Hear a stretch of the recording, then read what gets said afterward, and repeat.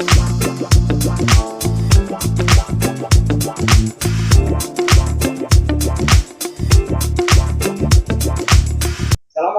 warahmatullahi wabarakatuh. Jumpa lagi bersama saya, Kang Manto, di podcast Kopi ala Jatton, ngobrol perkara iman.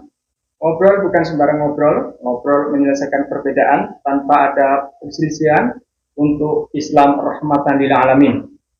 Alhamdulillah, malam hari ini kita akan ngobrol-ngobrol bersama ulama, tentunya yang sangat familiar. Beliau adalah Kiai Haji Ahmad Jazili Qolim, selaku pengasuh Pondok Pesantren Ihya Ulumuddin, dan beliau juga sebagai narasumber Radio Rasil. Alhamdulillah beliau sudah hadir di tengah-tengah kita. Mari kita sapa bersama. Assalamualaikum Kiai. Waalaikumsalam warahmatullahi wabarakatuh.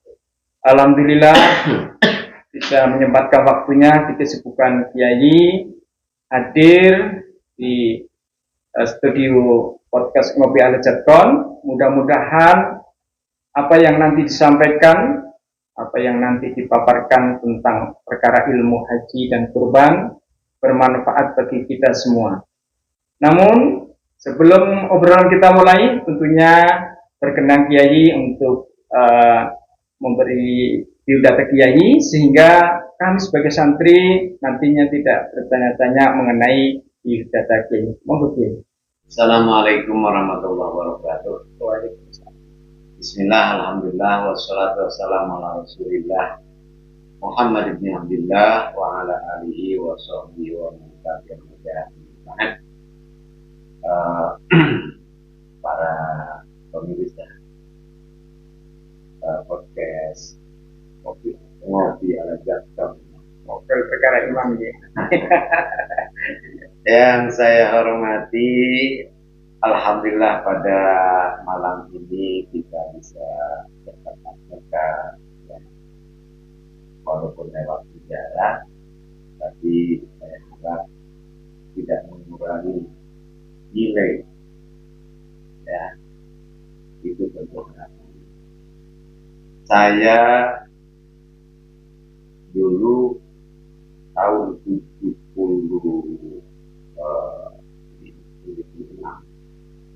itu pernah meliwat, bahasa santri itu belajar meliwat di pesantren Kempek. Nah, di Kempek tempatnya abahnya Kiai Haji atau Profesor Dr. Kiai Haji Siroj Akil. Iya, Kiai Akil Siroj. Ya. Nah, kemudian sesudah itu biasa namanya santri ketika temannya pindah, ingin juga ikut pindah. Iya, lalu saya meneruskan juga tali mondok di dulu namanya APIK, singkatannya APIK, Atik, Asrama Pondok Pesantren Islam Kaliwungu, ya, Kabupaten Kendal, Semarang, Jawa Tengah.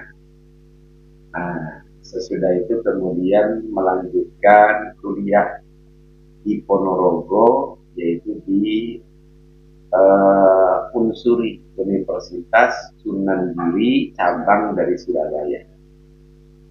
Kemudian tahun 84 itu saya ke Jakarta, lalu bergabung Majelis Ulama Indonesia. Yang lama itu saya jadi pengurus NU, mulai dari ranting terus kemudian tingkat kecamatan sampai ke tingkat ya, alhamdulillah sampai sekarang di MBC saya sekarang ini, ya, gitu.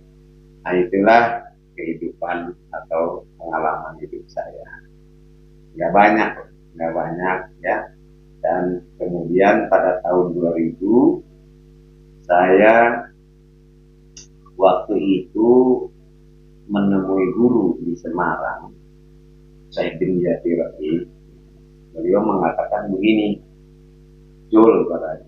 Nah, beliau memanggil saya begini, Jul katanya, saya itu ingin murid-murid saya itu pada punya pondok. Nah, itu jadi pikiran saya. Sehingga selama 5 tahun saya itu enggak mau pulang. nggak mau pulang, nggak mau ziarah ke guru, takut ditanya. Gitu. Sebab kata beliau pingin punya pondok santri-santrinya minimal majelis taklim. Ya. Nah, begitu saya sudah dapat bikin majelis taklim, baru saya berani menghadap beliau. Tapi satu masih cita-cita yang belum terwujud, keinginan beliau supaya saya sebagai muridnya punya pesantren. Dan alhamdulillah biqudratillah wa aunillah, ya, kemudian saya bisa mendirikan pesantren, ya, yaitu di Ciracas. Ya, alhamdulillah, walaupun kecil, dan sekarang sedang membangun lagi di Bojong, ya, di Bojong Kelapa Nunggal Bogor. Alhamdulillah kalau lantai dasar itu sudah, tinggal lantai berikutnya dan juga pembangunan masjid. Dan kemarin ini ada yang WA saya minta foto pesantren di sana, begitu ikut juga masjidnya, nah gitu ya. Ya, saya nggak tahu apa beliau mau apa, yang jelas setidaknya itu ada perhatian orang terhadap pesantren saya. Ya, mudah-mudahan saja kemudian ini menjadi penggerak bagi pemirsa untuk ikut juga partisipasi atau investasi ukhrawi lah istilahnya, ya. Iya. Kenapa? Saya itu ingat dulu itu ada sahabat namanya sahabat Tolha. Sahabat Tolha itu dia pergi seperti umumnya para sahabat ke ke Yaman, di Nabi Quraisy. Nah, begitu pulang beliau ini tentu sebagai anak ingin memberikan hadiah oleh-oleh buat ibunya. Begitu sampai di Madinah, ibunya sudah meninggal. Ya, coba bayangkan kayak apa sedihnya anak bawa oleh-oleh untuk menyenangkan ibunya. Begitu sampai ibunya sudah dikubur. Hanya beliau segera menemui Rasulullah. Ya Rasulullah, alaya min diri abawaya pada wafatihima. Wahai Rasulullah, masih adakah kesempatan bagi saya min birri ummi ba'da wafatiha, berbakti pada ibu itu sudah wafatnya? Kata Rasulullah, ada. Nah, dengan apa katanya Rasul? Sedekah. Wahai Rasulullah, saya tidak punya harta yang lebih saya cintai dibandingkan dengan kebun kurma saya. Karena itu saya wakafkan atas nama ibu saya. Nah, kalau kita pergi ke Madinah, ya, di belakang Raudhah itu ada tempat yang pakai payung 6 tertutup terbuka. Nah, itu dulu kebun korbannya Tauhad di situ. Saya setiap pergi ke Madinah mesti masuk ke tempat itu, ya. Di tempat itu kemudian saya berbaring sambil berbisik dalam hati saya, wahai ibunya Tauhad, beruntung sekali engkau ini mempunyai anak yang soleh, yang telah mewakafkan tanah ini atas namanya. Berapa ribu sehari orang yang sujud di sini, pahalanya terus mengalir kepadanya. Dan itu yang menjadi iri saya. Saya tidak bisa mewakafkan, paling tidak mengajak orang lain untuk turut berinvestasi ke Pulau ini. Nah, begitu juga kepada pemirsa, mudah-mudahan tergerak juga hati untuk berinvestasi ke Pulau ini. Karena mengandalkan amal ibadah kita, ya belum ada jaminan. Mudah-mudahan dengan sebab itu akan menjadi wasilah, ya, sampainya kita kepada harapan itu. Demikian, Allah. Baik, terima kasih. Demikian penjelasan dari Kiai masalah biografi. Mudah-mudahan pemirsa bisa berinvestasi untuk akhirat, baik sedikit maupun banyak itu tidak dihitung, namun keikhlasan yang diharapkan untuk bisa berpartisipasi. Silakan putra-putrinya dibacakan di santri-santri di tempatnya Kiai Ahmad Fauzi. Mudah-mudahan bisa menimba ilmu yang cukup luas pengakuannya sehingga menjadi kebanggaan orang tua nantinya untuk di masa depan.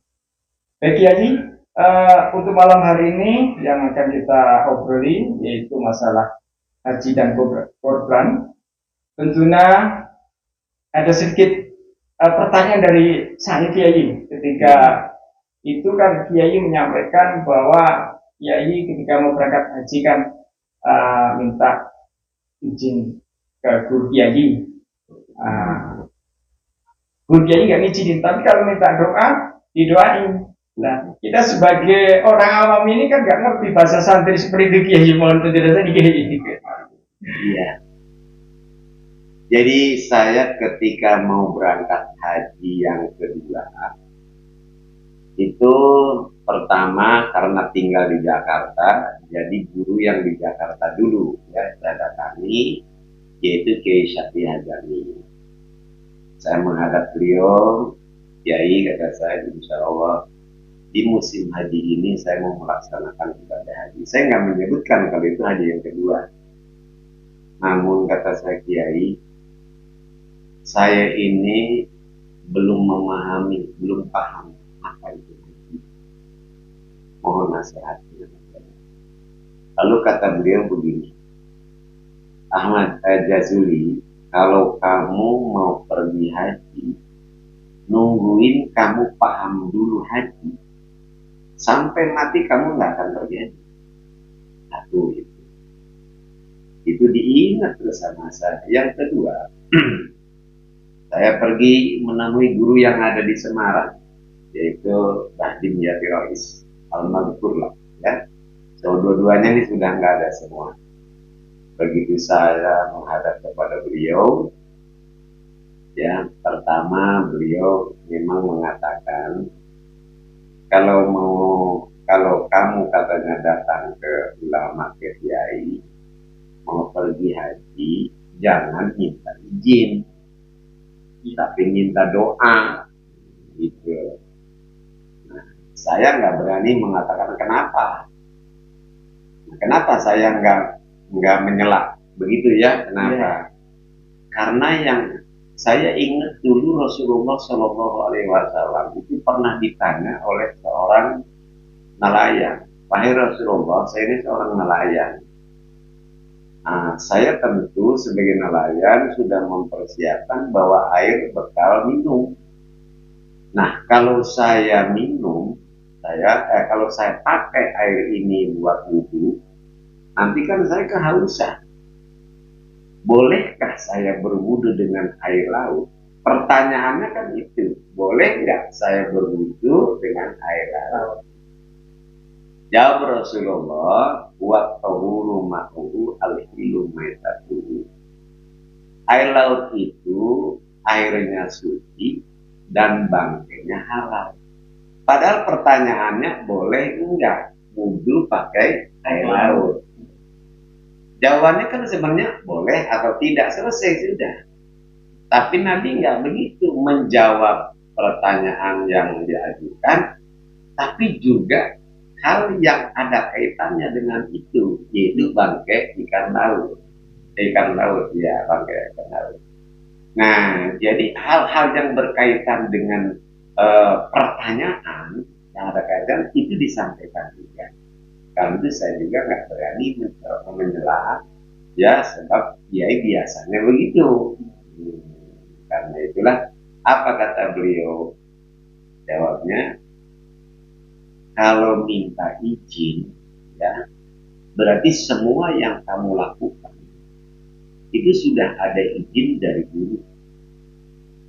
Ya, kalau katanya yang kamu lakukan itu benar, ya, kalau salah itu ada izin dari guru. Nah itu, jadi kamu kalau datang ke kiai minta aja doa, jangan minta izin. Gak mau kiai katanya ngasih izin. Nah, ya kalau benar itu, ya. Kemudian yang kedua, yang berikutnya menurut saya, ketika Bahdim Yati dan melaksanakan ibadah haji. Beliau cerita, nangis beliau itu berhari-hari. 3 hari dia enggak makan. 3 hari enggak makan sudah.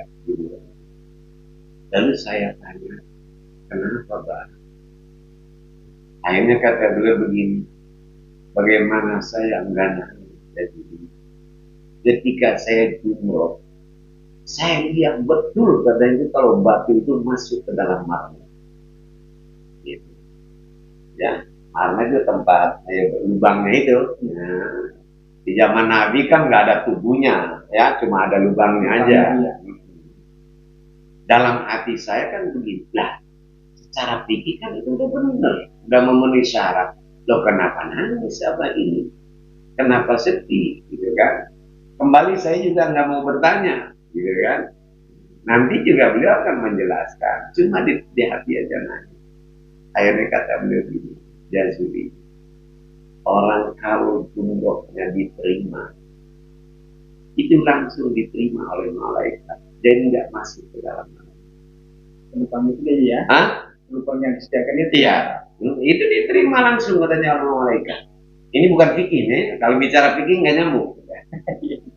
Ya, dan habis ya Allah, saya itu 7 kali saya kalau nggak salah melakukan ibadah haji, ya. Saya bangga kok. Kenapa? Masuk ke masing banyak, gitu ya. Tempat batu-batu itu ya? Iya. Malah apa ini menangis ya Allah. Oh, pantas kalau gitu. Di dalam ilmu, di dalam fikih manasik haji, ulama mengatakan, ya, utamanya kalau kita mau melontar, ya, satu, agar batunya dicuci dulu. Ya, dicuci dulu. Kenapa dalam hal itu dicuci dulu? Oh iya, batu ini kan untuk nimpuk setan. Ya, ya, nimpuk setan. Nah, batunya harus yakin itu bersih. Ya, jangan sampai batu yang najis. Nah, setan itu adalah merupakan kemungkaran. Artinya kita kalau membasmi menghilangkan kemungkaran, gunakan cara yang bersih, bukan cara yang mungkar lagi. Mau memberantas minuman keras misalnya, ya, bukan dibakar apa namanya warungnya. Karena kalau seperti itu, di satu sisi kita ini memberantas kemungkaran, di sisi lain kita juga sedang membuat kemungkaran, gitu ya. Mana mungkin ada kemungkaran hilang oleh kemungkaran. Ini pertama. Yang kedua, jangan menggunakan batu yang ada di masjid. Gitu. Karena batu-batu yang ada di masjid itu semua bertasbih. Yang ketiganya, nah ini, jangan menggunakan batu apa namanya bekas orang melontar. Oh, di sini kata saya ini jawabannya. Karena kalau yang bekas orang itu kan nggak diterima, gitu ya, nggak diterima. Nah, jadi gantilah yang baru.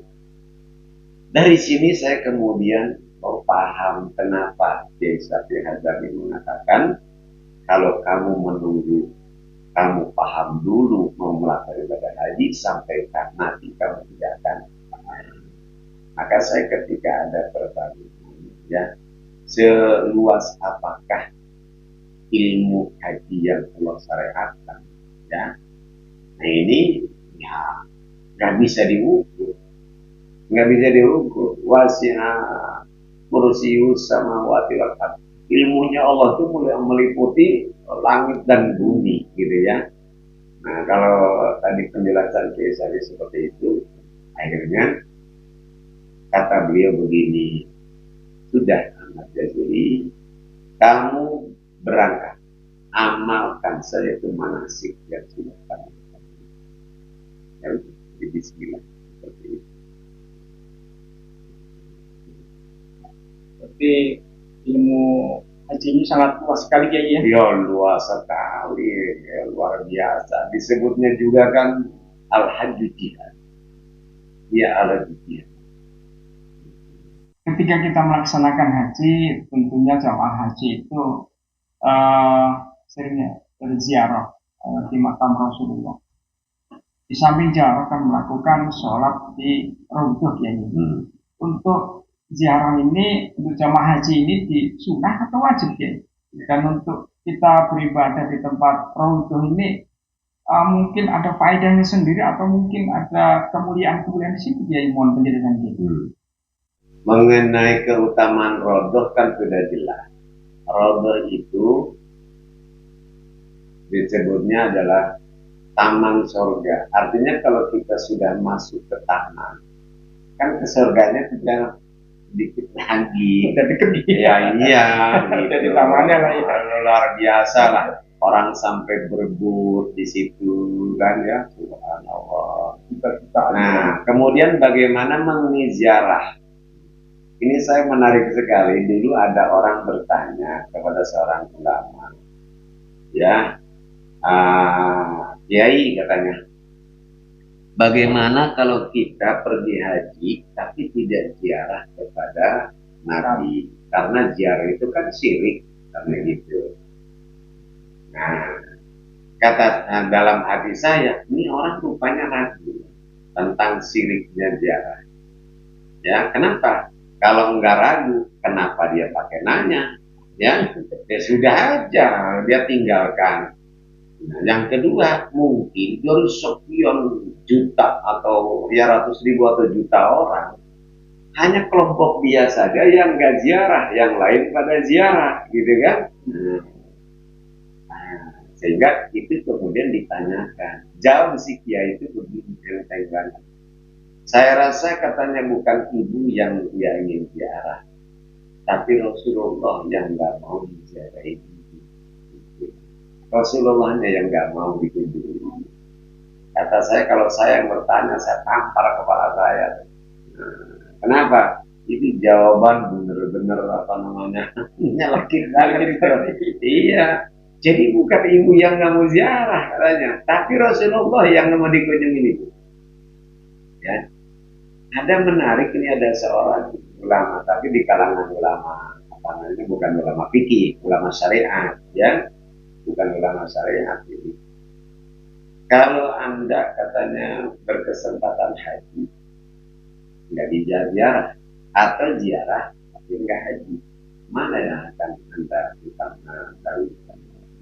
Kalau ulama syariah, jelas dah katanya ya, haji. Wong ziarah ke Nabi itu kan kewajiban dan tidak ada hubungannya dengan masalah haji. Tapi kalau saya akan memilih ziarah walaupun itu begitu ya. Maka alhamdulillah saya setiap pergi ke Madinah ya seperti wajib lah ziarah. Mau ngapain sudah di Madinah nggak ziarah ke Rasulullah? Kesempatan emas bagi jamaah haji untuk ziarah ke situ juga ke Raudhah, dan alhamdulillah setiap ke sana itu saya bisa sholat di Raudhah ya. Dan ini tentu adalah karena pertolongan dari Allah Subhanahu wa Ta'ala. Terima kasih Kiai atas penjelasan yang cukup gamblang. Dan selanjutnya kita dengarkan pesan-pesan yang satu ini.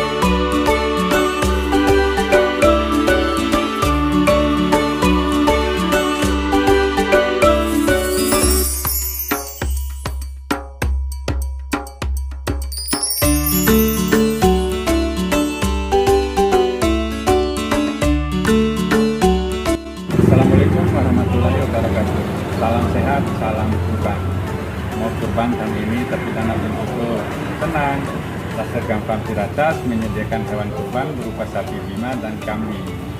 Masalah harga sangat terjangkau lah. Selain dari harganya sangat terjangkau, di setiap pembelian 1 ekor sapi dari kami akan mendapatkan 1 souvenir tak langsung dari Bima. Dan setiap pembelian 3 ekor sapi dari kami akan mendapatkan 1 ekor kambing langsung. Seperti lapak kami sangat terbatas ya saudara. Dan Laskar Gampang Ciracas itu di mana sih? Tepatnya di Jalan Raya Senteng, depan Pondok Joglo atau Gang Hanafi. Mungkin itu aja dari kami. Amanah pedagangnya, insya Allah berkah barokah untuk sahibul kurban. Assalamualaikum warahmatullahi wabarakatuh. Dan selanjutnya mengenai badal haji Kiai. Badal haji ini kan sekarang ini banyak sekali yang menitipkan kepada yayasan untuk menghajikan orang tuanya atau mungkin saudara-saudaranya. Untuk badal haji sendiri ini mohon penjelasan Kiai. Kalau bicaranya mewajibkan, enggak. Tidak ada kewajiban bagi anak menghajikan orang tuanya yang sudah tidak ada. Karena orang tuanya juga dulu itu belum kewajiban haji. Tidak wajib itu bukan berarti nggak boleh. Dia bukan berarti nggak boleh. Sebab boleh-boleh aja kalau dia mau mengajikan. Nah, bukan kewajiban, tapi itu adalah maksudnya dalam bakti, gitu. Kebaktian. Jadi bukan kewajiban, tapi itu adalah kebaktian, begitu. Ya luar biasa kalau umpamanya anaknya kemudian menghajikan ya ibunya, bapaknya gitu. Memang di kalangan ulama itu ketika menghajikan orang yang meninggal ada khilafiyah. Ada yang mengatakan boleh ya secara mutlak. Artinya secara mutlak itu baik semasa hidupnya almarhum itu pesen, minta ataupun tidak.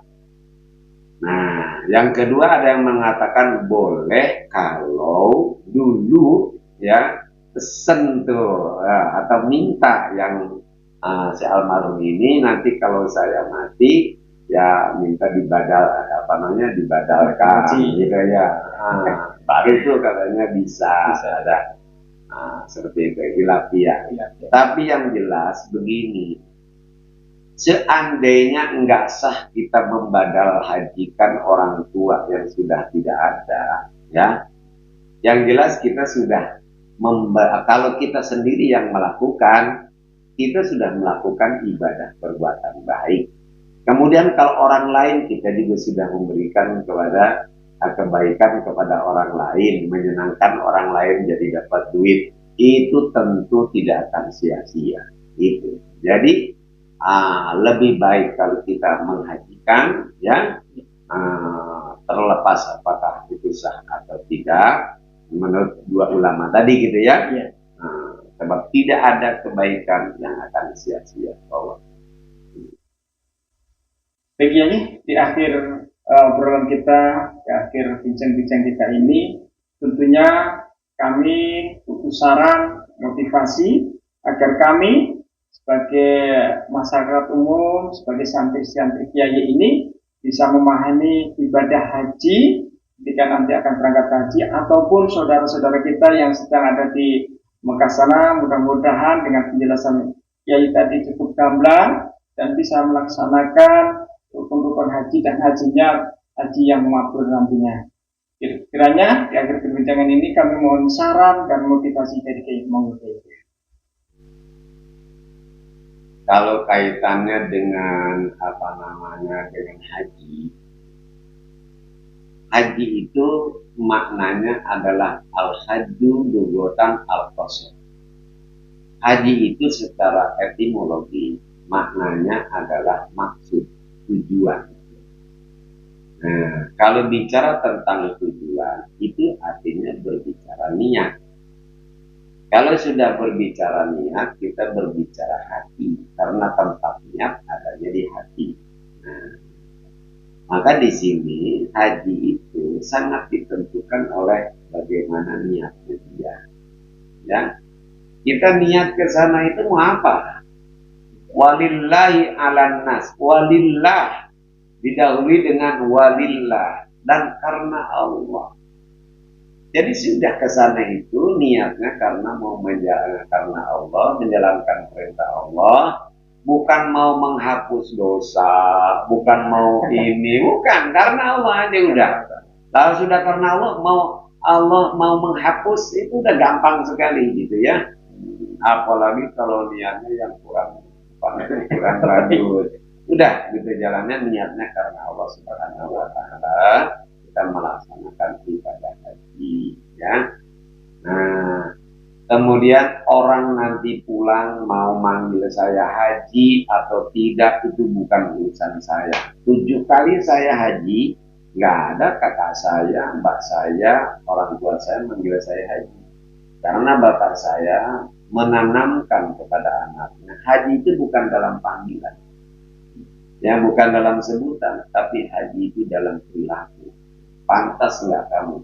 Ya Nabi Muhammad kan nggak ada yang manggil haji Nabi Muhammad, haji Abu Bakar, haji Umar bin Khattab, nggak ada yang menyebut begitu ya. Kenapa? Cuma dikit ini kayaknya kalau sudah haji udah luar biasa gitu ya. Nah itu yang pertama, niat berarti ini kita yang pertama. Kemudian yang berikutnya ya seperti yang kata Allah, faman faradatihi hajjah wala rafata wala fusuqa wala jidal hajj. Siapa yang sudah menetapkan mewajibkan dirinya oleh negara ini, jaga katanya rafas, kata-kata hati. Jaga itu lidah, wala fusuq, jaga sikap, wala jidal, nggak usah berdebat di sana, karena di sana bukan tempat kita berdebat adu ilmu, di sana adalah tempat kita mengamalkan ilmu. Itu tempat mengamalkan ilmu. Udah, biarkan kalau ada orang begini begitu, madhabnya juga belum sama, tidak sama dengan kita, gitu ya.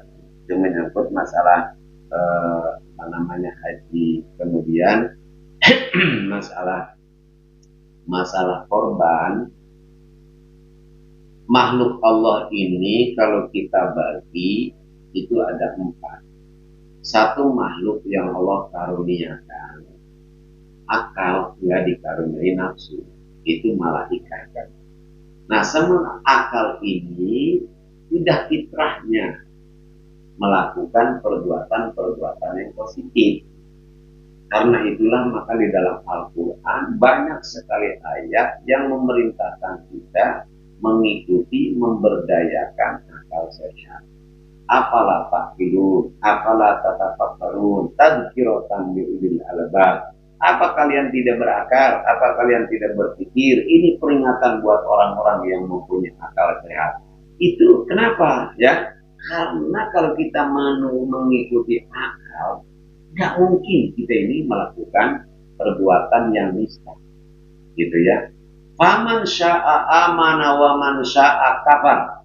Barang siapa yang mau iman, imanlah kata Allah. Siapa yang mau kufur, kufurlah. Seolah-olah Allah itu mengizinkan orang kufur. Padahal bukan begitu. Maksudnya Allah memberi jeda kepada kita untuk menggunakan akal sehat kita. Kalau orang gunakan akal sehatnya dengan benar, pasti dia akan beriman. Nah, la ya'sunallah ma amarum wa yaf'aluna ma yumarun. Makanya malaikat itu nggak pernah durhaka kepada Allah. Mereka selalu melaksanakan apa yang Allah perintahkan karena cuma punya akal. Yang keduanya makhluk yang dikaruniai nafsu syahwat, enggak dikaruniai akal. Nah, itulah kami. Sapi, onta. Inna nasala ammaratun bisu. Nafsu itu mengajak melakukan perbuatan buruk, perbuatan jahat. Enggak kenal, makanya kami enggak kenal rumput tetangga, gitu kan? Enggak kenal kambing itu mana halal mana haram, namanya juga apa namanya kambing, gitu kan? Nah ini yang keduanya. Yang ketiganya adalah makhluk yang dikaruniai dua-duanya, yaitu kita. Jadi karunia akal, dikaruniai nafsu dan syahwat, sehingga kita ini mempunyai potensi untuk menjadi makhluk yang lebih hebat dari malaikat. tapi juga lebih hina dari binatang. Kenapa lebih hebat dari malaikat? Kalau malaikat tidak maksiat, wajar. Alat untuk maksiatnya nggak ada. Manusia sekarang alat untuk maksiatnya ada, nafsu dan syahwat. Ya, tapi dia tidak pergunakan nafsu syahwatnya, yang dia pergunakan akalnya. Sehingga dia lebih baik dari malaikat. Begitu. Tetapi juga punya potensi untuk menjadi makhluk yang lebih hina dari hewan. Kalau hewan tidak ibadah, wajar. Kalau hewan itu tidak taat, ya wajar, karena alat untuk taatnya nggak punya. Tapi manusia punya alat untuk taat, nggak dipakai, yang diperturutkan nafsunya, sehingga menjadi lebih buruk dari hewan. Makanya kata Allah, walaqad zarabna li jahannama katsirun min al-insi lahum qulubun la yafqahuna biha wa lahum a'yunun la yubsiruna biha wa lahum adhanun la yasma'una biha ulaika kal an'am bal hum adall. Ya, kami sudah siapkan neraka, kebanyakan nanti penghuninya adalah manusia dan jin. Mereka itu yang jadi penghuni neraka, mereka punya hati tapi tidak bisa memahami dengan hatinya, punya mata tidak bisa melihat dengan matanya, punya telinga tidak bisa mendengar dengan telinganya. Mereka itu seperti hewan, seperti binatang kata Allah, bahkan mereka lebih sesat lagi. Kalau hewan nyolong makanan, nyolong rumput, udah kenyang pulang. Tapi kalau manusia begitu nyolong, buat 7 turunan dia banyak. Itu kan lebih hindanya kan begitu manusia, karena sudah dikuasai nafsu. Dan ini kalau waktunya panjang, ya itu kaitannya nanti dengan kenapa al-hajju arafah, mengenal apa. Nah itu sifat-sifat manusia diuraikan oleh Imam Al-Ghazali dengan kitab Ihya Ulumuddin. Jadi dengan demikian, ya, maka setiap orang yang kalau korban, niati bukan sekedar menyembelih sapi, kambing atau onta, tapi niati oleh orang yang korban untuk menyembelih nafsu hewani yang ada di dalam dirinya, sehingga nafsu dan syahwat kita ini seolah-olah sudah mati. Kemudian yang memuka itu adalah akal sehat kita. Ya, akal sehat kita jadikan sebagai panglima dalam beragama. Itulah maka banyak orang yang korban sesungguhnya dia belum korban, dan banyak orang yang belum korban sesungguhnya dialah yang korban. Yaitu ketika orang itu tidak menyembelih kambing, tapi dia sudah menyembelih hawa nafsunya, ya, dan itu tentu lebih baik daripada menyembelih hewan, ya. Cuma lebih hebat lagi, sudahlah menyembelih hewan juga menyembelih nafsu hewaninya. Dan terakhir yang keempat adalah makhluk yang tidak dikaruniai akal, juga tidak dikaruniai syahwat. Ya kayak gelas ini, mana dilemparin di apa juga diem aja. Ya, itu. Barangkali itulah yang bisa saya sampaikan. Harapan saya mudah-mudahan ya Allah Subhanahu wa Ta'ala panjangkan umur kita dalam taat kepadanya. Allah tambahkan iman Islam kita. Allah kuatkan keyakinan kita. Allah kokohkan pendirian kita. Allah kemudian bimbing hati kita ke jalan yang diridai dan dicintainya. Allah hiasi hati kita dengan akhlak yang mulia. Allah bersihkan hati kita dari akhlak yang hina. Allah limpahkan rahmat, taufik dan hidayah kepada kita, anak cucu kita, sehingga selama hidup kita istiqomah menjalankan perintah dan larangannya. Dan manakala wafat, Allah wafatkan kita semua dalam keadaan husnul khotimah. Rabbana taqabbal minna du'ana wa raja'na sirrina rahmatika ya arhamar rahimin. Rabbana atina fid dunya hasanah wa fil akhirati hasanah wa qina adzabannar. Wa sallallahu ala sayyidina Muhammadin wa ala alihi wasallam. Alhamdulillah. Assalamualaikum warahmatullahi wabarakatuh. Waalaikumsalam warahmatullahi wabarakatuh. Demikianlah ngopi ala Jadkon, ngobrol bersama ulama. Tentunya sangat luas yang dipaparkan. Mudah-mudahan apa yang dipaparkan tadi bermanfaat untuk kita semua, dan kami Kang Nanto bersama tim mengucapkan terima kasih, dan sebagai amal jariah jangan lupa subscribe, komen, like, dan share. Terima kasih, dan sekali lagi wassalamualaikum warahmatullahi wabarakatuh.